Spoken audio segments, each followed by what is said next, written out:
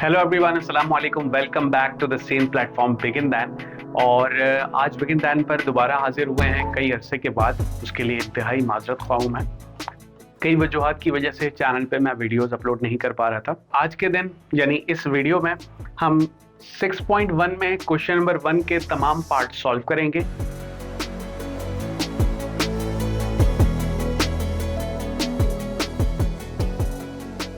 Welcome back guys. चलिए start करते हैं। क्वेश्चन नंबर 1 का जो पहला पार्ट है वो इंटीग्रेशन का मौजूद है। 9x की पावर है 5 और फिर हमने उसे इंटीग्रेट करना है। किस तरह से इंटीग्रेट करना है? हम क्या करने वाले हैं, सॉल्यूशन लिखने के बाद आप अपने क्वेश्चन को हमेशा से हर क्वेश्चन के अंदर दोबारा से उतारोगे। यानी जो भी सवाल आप सॉल्व कर रहे हो तो सॉल्यूशन लिखने के बाद दोबारा से अपने क्वेश्चन को उतारो और फिर उसके बाद जो कांस्टेंट यानी जो नंबर है उसे आप बाहर लिख दो। यानी 9 को मैंने बाहर लिख दिया और मैं इंटीग्रेशन अप्लाई करने वाला हूं x की पावर 5 पर। ठीक है, अब किस तरह से अप्लाई होगी यहां पर गौर करो। हमारा ये पहला क्वेश्चन हमारे सबसे पहले फॉर्मूले से कंपेयर हो रहा है। यानी आपके पास x मौजूद है, बिल्कुल यहां पर भी आपके पास x मौजूद है, यहां पावर n लिखी है। इनके बताने का मकसद ये है कि पावर 5 के अलावा कोई भी दूसरी पावर हो, आपने हमेशा से इंटीग्रेट करते वक्त जब फॉर्मूला अप्लाई करोगे या आप इंटीग्रेशन अप्लाई कर रहे होगे तो उस सूरत में आप पावर में +1 कर दोगे और उसी पावर में +1 करने के बाद उसे दोबारा से नीचे डिनोमिनेटर में उतारोगे और साथ में c लिख दोगे। यानी इस क्वेश्चन के आने वाले नतीजे पे जितने भी कांस्टेंट आने वाले हैं उन सब के लिए हम एक ही टर्म यूज करते हैं जो कि c है। तो ये फॉर्मेलिटी है जो कि हर क्वेश्चन के सॉल्यूशन के आफ्टर अप्लाइंग द इंटीग्रेशन हम c लगाएंगे। ठीक है, चलिए स्टार्ट करते हैं। तो फॉर्मूला हमसे क्या कह रहा है कि आपने इंटीग्रेट करते वक्त n में +1 कर देना। यानी जो आपके पास n यानी जो पावर है आपकी 5 उस पर आपने क्या कर देना है, +1 कर देना है। तो आप इस 9 को एज इट इज उतार दो और आप इंटीग्रेशन अप्लाई करने वाले हो x की पावर 5 पे। कैसे अप्लाई होगी? सबसे पहले x n ऐसे उतारा और उसमें +1 कर दिया और ठीक इसी तरह +1 होने के बाद उस पावर को हमने नीचे भी लिख देना है और साथ में प्लस का c लगा दिया। ठीक है, जब जल्दी जरा स्पीड से करवाता हूं। x 5 + 1 ये यानी हो गया x की पावर 6 और 5 + 1 यानी हो गया 6 और प्लस c। अब अगर एग्जैक्टली ये दोनों चीजें डिवाइड हो रही है तो हम 3 का डबल अप लगा सकते हैं। 3 3 9 और 3 2 6। तो इस तरह हमारे पास यहां पर 3 बचेगा और x की पावर 6 बचेगी और नीचे आपके पास 2 मौजूद है तो आप 2 को उतार लोगे +c। तो ये आपका आंसर आ चुका है। साथ में आप यहां पर i के सिंबल से रिप्रेजेंट करोगे क्योंकि हम इंटीग्रेशन के तमाम क्वेश्चंस को सॉल्व करते वक्त हम i सपोज कि i के बराबर लेते हैं और उसके बाद उसे सॉल्व करते हैं। राइट, ठीक है। चलिए अब दूसरे क्वेश्चन की दूसरे पार्ट की तरफ चलते हैं। 15/x³ तो 15 एक नंबर है जो कि कांस्टेंट है, उसे मैं बाहर लिख लेता हूं। सॉल्यूशन लिखा मैंने। सॉल्यूशन लिखने के बाद अब अपने क्वेश्चन को दोबारा से उतार दें। 15/x³ और dx। ठीक है, चलें 15 एक कांस्टेंट नंबर है तो उसे हम बाहर लिख लेंगे। तो सिर्फ हमारे पास यहां कुछ भी नहीं बचेगा जिसे हम 1 कंसीडर कर सकते हैं। कुछ नहीं बचेगा तो हम उसे यहां पर 1 ले लेंगे और ये आपके पास x³ एज इट इज और dx एज इट इज। ठीक है, अब उसके बाद आप क्या करने वाले हो, 15 पे तो आप फॉर्मूला अप्लाई नहीं कर सकते क्योंकि वो तो बाहर है। इंटीग्रेट आप करने वाले हो x जो कि x डिनोमिनेटर में है। तो हमारे पास कोई ऐसा फॉर्मूला नहीं है जहां पर x की कुछ ना कुछ पावर हो, उस पे हम किस तरह से इंटीग्रेशन का फॉर्मूला अप्लाई करें। तो इस पे कोई ऐसा फॉर्मूला नहीं है। तो अब हम क्या करेंगे, इस x³ जो कि डिनोमिनेटर में मौजूद है उसे ऊपर ले आएंगे न्यूमरेटर में। इस 15 को मैंने ऐसे उतारा, ये x³ ऊपर आ गया तो इसकी पावर हो गई -3 और ये dx हो गया। ठीक है, 15। अब आप इंटीग्रेशन अप्लाई कर लें, फॉर्मूला अप्लाई कर लें। ठीक है, तो फॉर्मूला अप्लाई करते वक्त आपने एज इट इज उतारना है। यानी -3 x की पावर -3 आपने ऐसे उतारा और उसमें +1 कर दिया और फिर ठीक इसी तरह से -3 +1 कर दिया +c 15। अब इसे सॉल्व कर लें। यहां पर माइनस प्लस माइनस होता है, 3 में से 1 निकाल लिया तो माइनस का 2 आएगा, नीचे भी आपके पास माइनस का 2 आएगा और ये प्लस का c हो गया। अब आप देखें 15 और 2 ये दो एक ऐसे नंबर हैं जो कि आपस में डिवाइड जरूर हो रहे हैं। तो एक टेबल में ना आने की वजह से हम इसे कैंसिल आउट नहीं कर सकते, कोई टेबल उस पर अप्लाई नहीं कर सकते। तो आप लिहाजा इस माइनस को यहां पहले लिख देंगे, 15/2 लिख दिया और ये जो आपके पास x -2 है ये अगर नीचे आएगा यानी अगर ये इस तरह से नीचे आ जाएगा तो इसकी पावर जैसे माइनस में थी, हम जब नीचे से ऊपर लेकर गए थे डिनोमिनेटर से न्यूमरेटर में तो पावर माइनस कर दी थी, और न्यूमरेटर से जब डिनोमिनेटर में आते हैं तो पावर क्या कर देते हैं, साइन चेंज कर देते हैं। जैसे -2 है, अब ये हो जाएगा +2 और +c। तो ये आपका आंसर यहां पर कंप्लीट हो गया। 15/2 -15/2 1/x²। आप चाहो तो ये 1 लिख सकते हो, चाहो तो ना भी लिखो, एक ही बात है, क्योंकि 15 1 15 हो जाता है, तो 15/2x² भी लिखा जा सकता है। तो मैं इसे एक और काम भी कर लेता हूं कि -15/2x² लिख दिया और साथ में +c लिख दिया। ठीक है, तो ये आपका इंटीग्रेशन यहां पर कंप्लीट हो गया। ठीक है, चलिए अब अगले पार्ट में चलते हैं। अगले पार्ट पे गौर करें जरा, आपके पास यहां जो ये a यूज हो रहा है और ये जो b यूज हो रहा है, ये दोनों कांस्टेंट हैं। ये नंबर नहीं है, लेकिन नंबर की जगह एक वेरिएबल के तौर पे यूज किया, लेकिन हम इसे वेरिएबल कंसीडर नहीं कर सकते क्योंकि हम इंटीग्रेट करने वाले हैं x की रेस्पेक्ट से। हमेशा से हम x पे ही फॉर्मूला अप्लाई करने वाले हैं। तो यहां पर a/√b जो है वो कांस्टेंट रहेगा। तो आप क्या करने वाले हो, इस को बाहर निकाल लो, यानी पहले सॉल्यूशन लिखा, क्योंकि कांस्टेंट पे हम इंटीग्रेशन अप्लाई नहीं करते। तो मैंने क्या किया, पहले अपने क्वेश्चन को दोबारा से लिख रहा हूं, a/√bx और dx, राइट। अब उसके बाद a एक कांस्टेंट नंबर है तो उसे आप बाहर ले आए। ये √b पे भी अप्लाई होगा और x पे भी अप्लाई होगा। जब हम b पे अप्लाई करेंगे तो √b करके हम उसे बाहर निकाल लेंगे। अब आपके पास अंडर सिर्फ और सिर्फ किसके पास रह गया, x के पास रह गया, और यहां dx एज इट इज। ठीक है, आई होप कि आपको क्लियर हुआ होगा। ठीक है, अब उसके बाद हम क्या करेंगे, a/√b एज इट इज उतार लेंगे, और फिर आप क्या कर सकते हो, इस x की पावर 1 को हम क्या लिख सकते हैं, 1/2। ठीक है, अंडर रूट आपको पता ही एग्जैक्टली, जब अंडर रूट आप रिमूव करते हैं तो उस होल पावर क्या आ जाती है, 1/2। तो यहां पर आपने लिख लिया 1/2 और dx। अब उसके बाद आगे बढ़ते हैं, a/√b एज इट इज, और इससे हम बिल्कुल इससे कंपेयर कर सकते हैं, जहां पर ये नीचे मौजूद था, अब ये ऊपर आएगा तो उसकी पावर माइनस में, और इसकी पावर भी ऊपर आके क्या हो जाएगी, माइनस में 1/2 dx। ठीक है, चलिए और आगे चलते हैं, a/√b एज इट इज। अब आप इस पे इंटीग्रेशन का फॉर्मूला अप्लाई कर सकते हैं। फॉर्मूला वही सेम, पहला फॉर्मूला अब तक हम अप्लाई करते आए हैं, थर्ड वाले पार्ट के अंदर भी हम इस फॉर्मूले को अप्लाई करेंगे। तो x की पावर -1/2 में +1 कर दिया, और फिर उसके बाद इस -1/2 में +1 दोबारा अगेन कर दिया, फिर +c लगा दिया। अब आप इसे थोड़ा सा और सिंप्लीफाई करें, a/√b एज इट इज। यहां पर जब आप इसे सॉल्व करेंगे तो एलसीएम आपका आ जाएगा 2।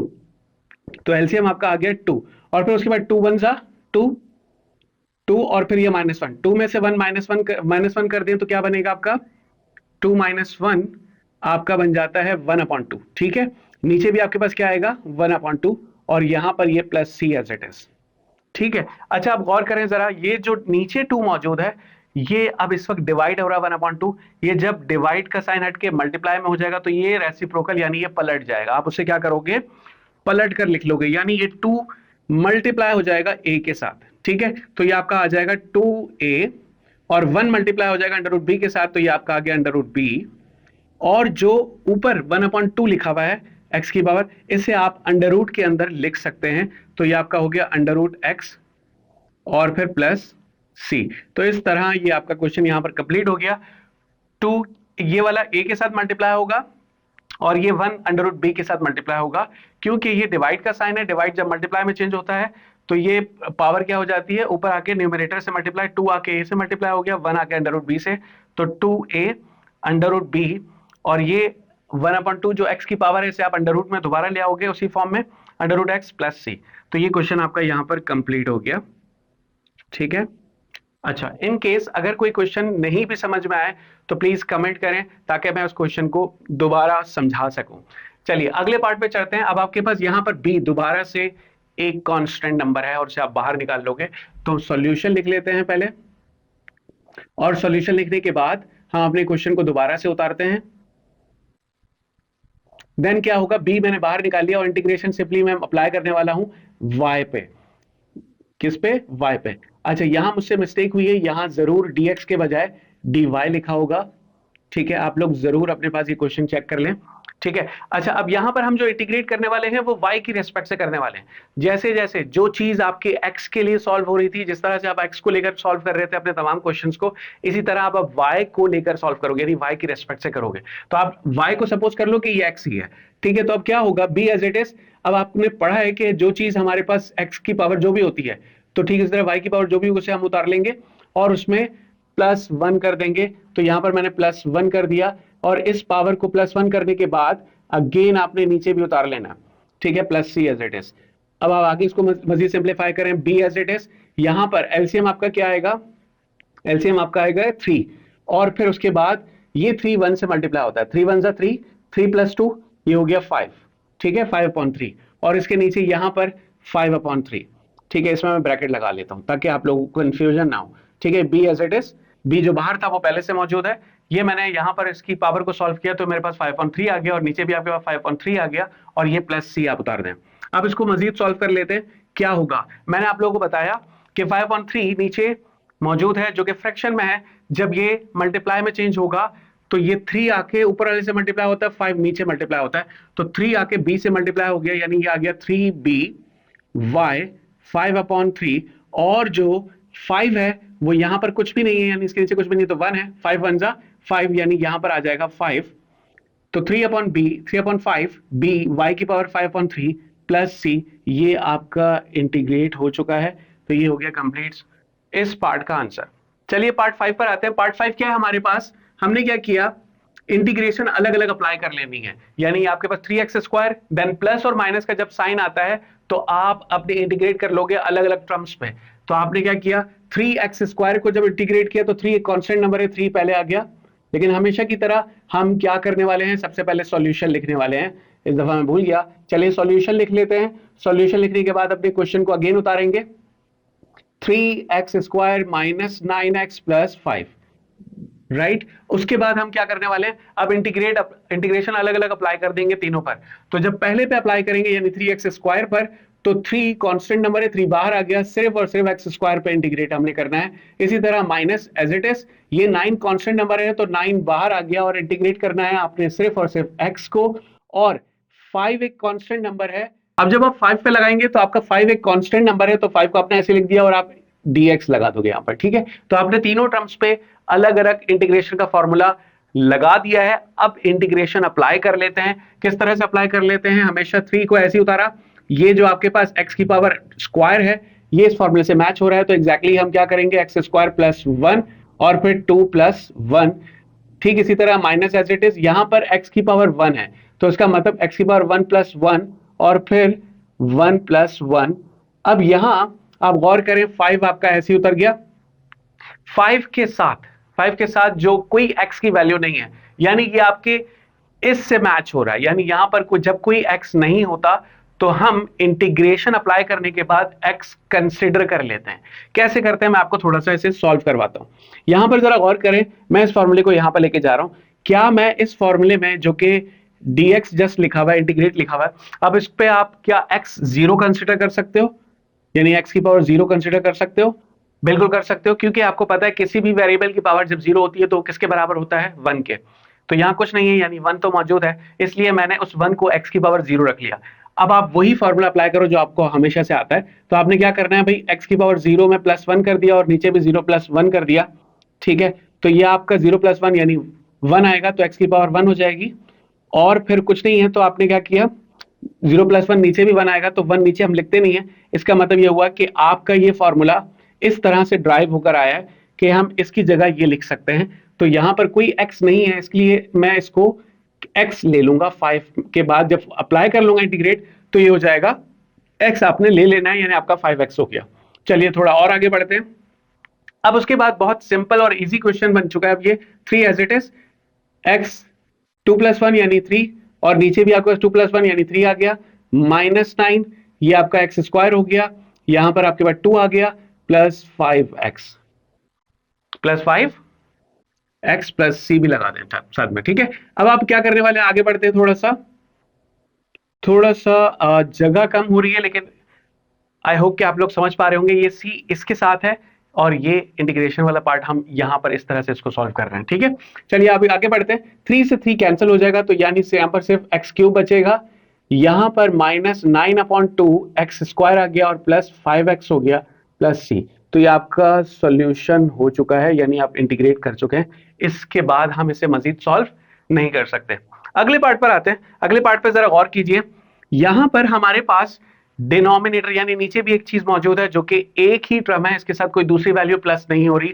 तो अब ये बहुत सिंपल है, इजीली हो जाएगा। आप सबसे पहले सॉल्यूशन लिखो, सॉल्यूशन के बाद आप अपने क्वेश्चन को दोबारा से उतार लेते हैं, यानी x की power 5 plus 3x cube minus 5x plus 6 और फिर dx, राइट। और नीचे आपके पास x की पावर 4 मौजूद थी। अब आगे बढ़ते हैं। इसे हम किस तरह से इंटीग्रेट करने वाले हैं? इसे हम इंटीग्रेशन करने के लिए पहले थोड़ा सा सिंप्लीफाई कर रहे हैं। क्या हम इस x की पावर 4 को अलग अलग डिवाइड करके दिखा सकते हैं? क्योंकि ये सबसे डिवाइड हो रहा है, तो मैं इसको अलग अलग करके सॉल्व कर लेता हूं। यानी मैं लिख रहा हूं x की पावर 5 के नीचे भी x की पावर 4 प्लस 3 एक्स क्यूब के नीचे भी x की पावर 4 और -5x के नीचे भी x की पावर 4 और +6 के नीचे भी x की पावर 4। और अब आपका ये हो गया। अब आप क्या करोगे, इसे थोड़ा सा सॉल्व कर लो। क्या कुछ कैंसिल हो सकता है, कर लो। यहां पर x की पावर 4 है, ये कैंसिल हो गया। 5 में से 4 कट गया, यानी x की पावर 1 बची।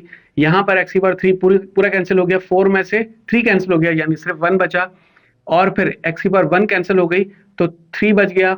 यहां पर कुछ भी कैंसिल नहीं हो रहा। तो अब हमारे पास फाइनल जो रिजल्ट बन रहा है वो क्या बन रहा है, पहले उसे लिख लेते हैं। तो अब यहां पर मेरे पास x बच रहा है ऊपर, तो मैंने लिख लिया भाई मेरे पास x बच रहा है। यहां पर मेरे पास क्या बच रहा है, +3। और नीचे ऊपर आपके पास x कुछ भी नहीं है, नीचे x की पावर 1 होनी चाहिए, तो नीचे आपके पास x बच रहा है, राइट। उसके बाद -5 एज इट इज।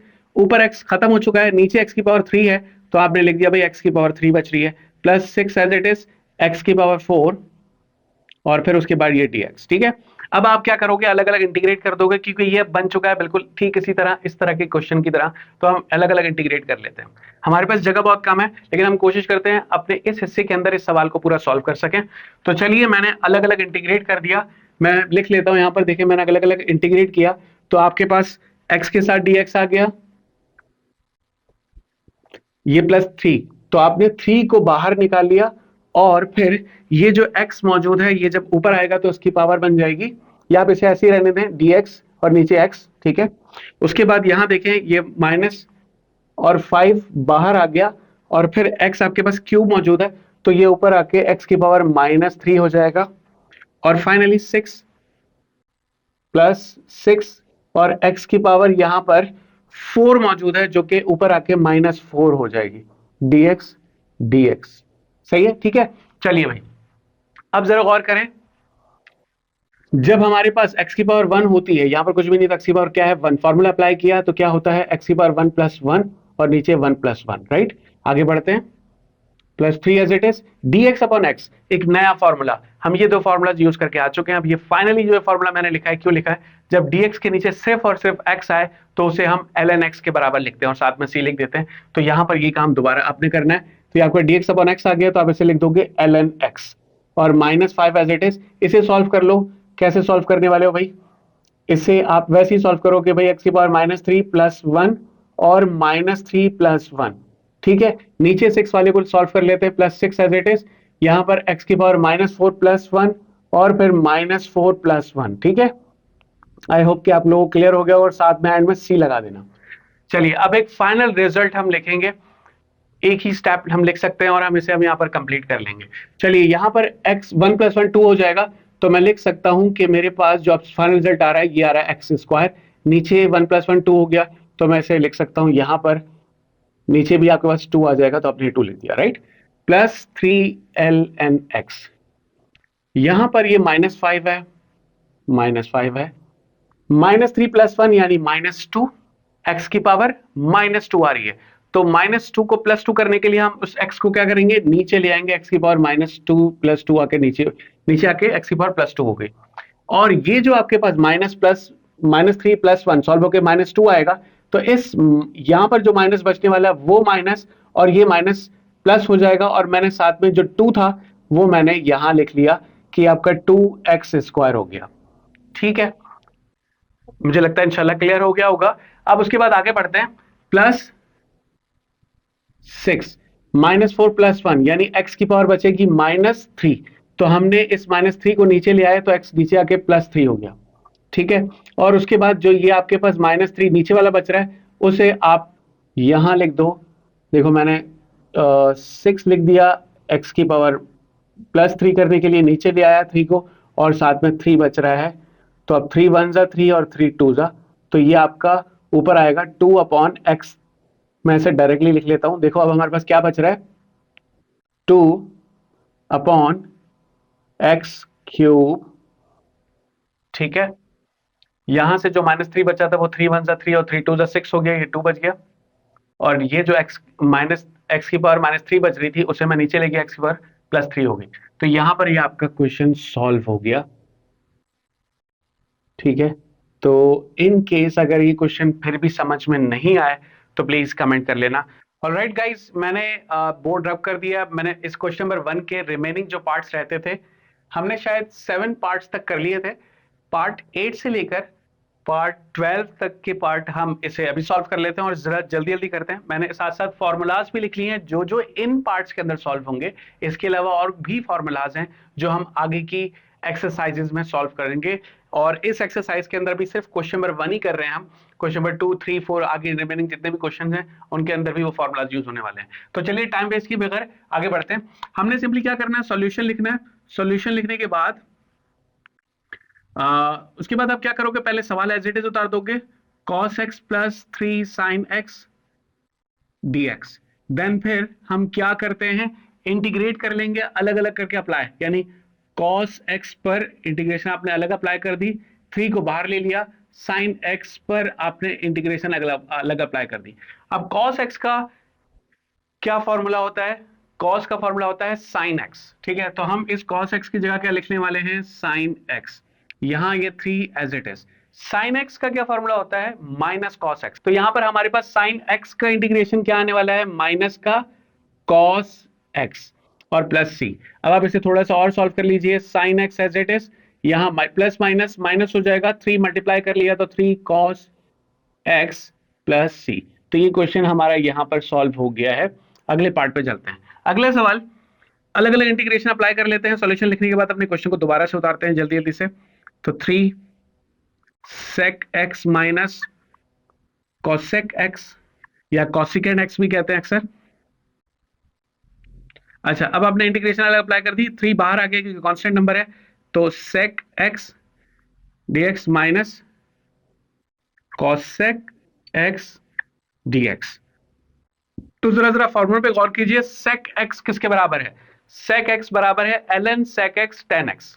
तो हम यहां लिख लेंगे ln sec x plus tan x, ठीक है, ln sec x plus tan x। अब इसके अलावा एक और चीज का भी आपने ध्यान रखना है कि ये जो आपका 3 आपने जो कांस्टेंट लिया था ये कांस्टेंट आ जाएगा इसकी पावर पे, ठीक है, याद रखिएगा ये कांस्टेंट चला जाएगा उसकी पावर पे। तो ये आ गया 3 यहां पर। चलें, अब माइनस लिखा मैंने और cosec x के फॉर्मूले पे जाते हैं। cosec x बराबर है ln cosec x minus cot x। तो मैंने यहां लिख दिया ln cosec x minus cot x, ठीक है, और फिर उसके बाद c लगा दिया। एक ही दफा ln लिखा और मॉड का साइन बनाया बड़ा सा, और जो ये लिखा हुआ है इसे आपने लिख दिया पहले sec x plus tan x, ठीक है। इसकी पावर है क्यूब तो इस पे आपने अलग से ब्रैकेट बना दिया, और जो यहां पर नीचे मौजूद है उसे मैं लिख दूंगा cosec x minus cot x plus c। तो ये आपका कंप्लीट हो गया, यहां पर ये हो गया इसका आंसर, राइट, ठीक है। चलिए आप इस पर आ जाएं, इसे हम सॉल्व कर लेते हैं। सॉल्यूशन लिखते हैं और अपने क्वेश्चन को अगेन उतार लेते हैं। 2 tan x minus 5 sec x dx।